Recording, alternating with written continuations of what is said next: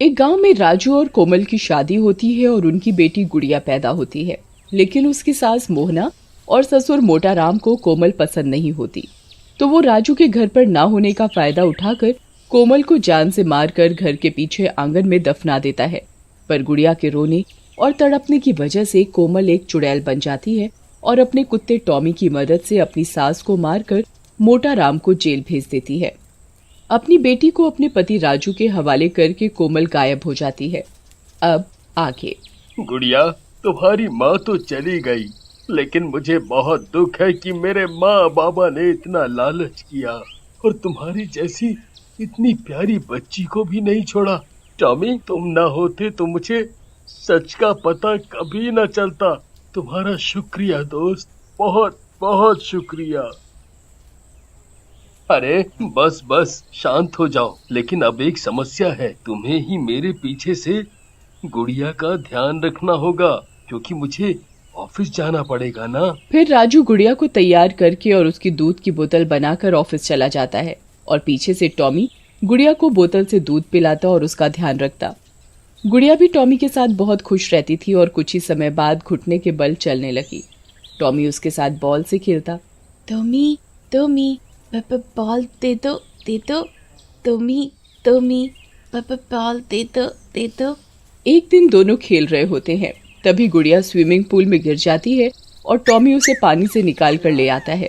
पर शाम को जब राजू घर वापस आता है तो देखता है कि गुड़िया के कपड़ा गीला होने की वजह से उसे बुखार हो गया है। कोमल, तुम क्यों चली गई? मैं क्या करूं अकेला, क्या करूं? एक दिन बाद राजू ऑफिस जाता है, तभी दो चोर। अरे कांचा भाई, इस घर में एक बच्चा अकेला रहता है एक कुत्ते के साथ, क्यों ना हम उस बच्चे को उठा लें? सही कहा भाई, बढ़िया पैसे मांगेंगे फिर उसके बाप से।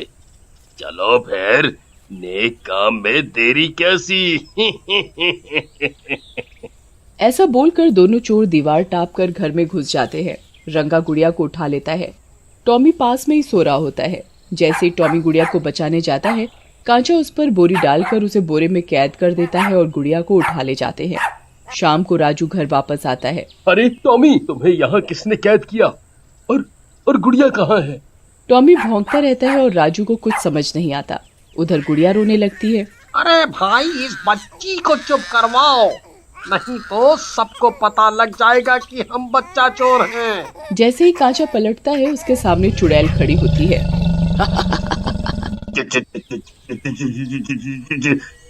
चुड़ैल जी, तू ले जाएगा मेरी बेटी को, लेकिन मेरे होते हुए तू मेरी बेटी को कहीं नहीं ले जा सकता।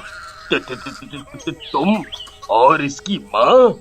हाँ, चल दे मेरी बेटी को मुझे। ऐसा बोलकर कोमल गुड़िया को रंगा के हाथ से ले लेती है और कांचा रंगा को वहीं मार डालती है। मेरी बच्ची चुप हो जा, मैं तेरी माँ हूँ कोमल। लेकिन गुड़िया अभी भी रोती रहती है। लगता है मेरे ऐसे डरावने रूप को देखकर तुम रो रही हो।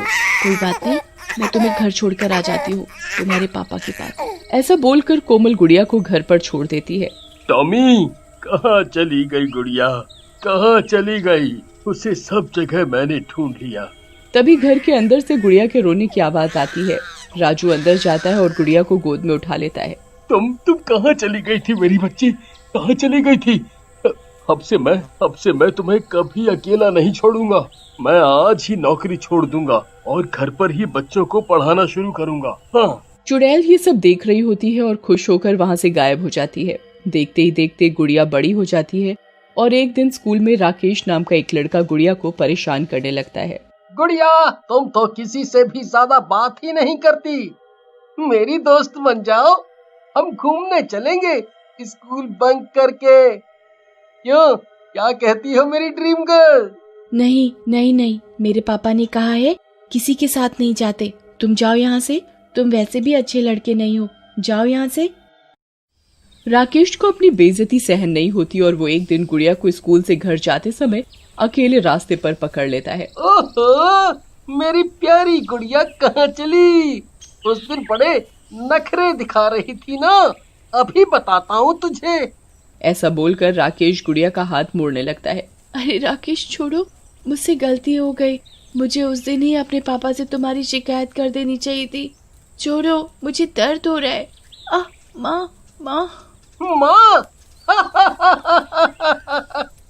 तुम्हारी माँ तो कब की भगवान को प्यारी हो गई, मेरी राम प्यारी। कहाँ से आएगी? बुला बुला अपनी माँ को, बुला ना। नहीं, छोड़ दो मुझे, छोड़ दो मुझे। गुड़िया जैसे ही आवाज लगाती है, चुड़ैल राकेश के दूसरे हाथ को पकड़ लेती है। अरे मेरा हाथ किसने पकड़ा? अरे कौन है? लेकिन राकेश को वहाँ कोई नहीं दिखता। फिर चुड़ैल राकेश को गर्दन से पकड़कर हवा में उठा लेती है। अरे भूत भूत, लगता है कोई भूत है।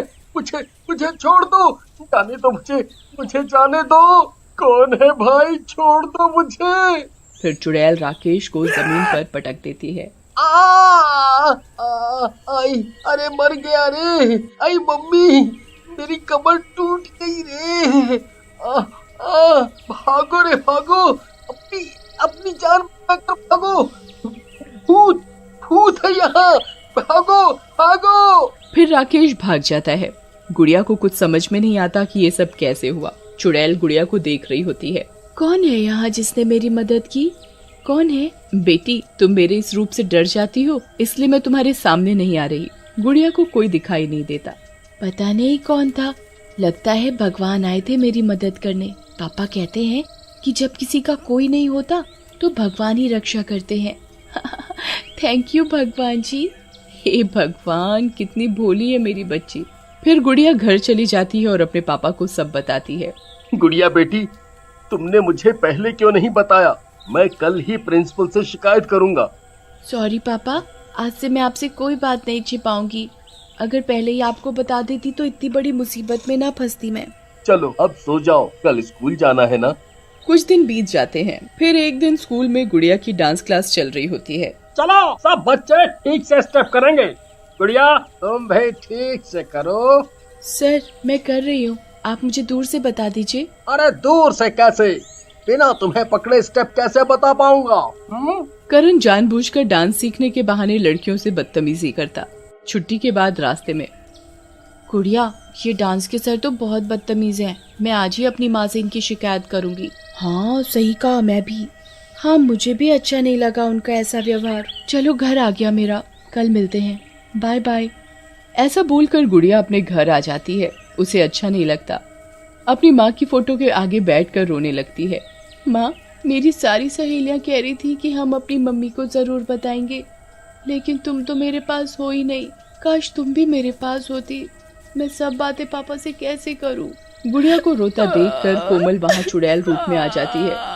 अगर आप इसका अगला भाग देखना चाहते हैं तो कमेंट करके जरूर बताएं।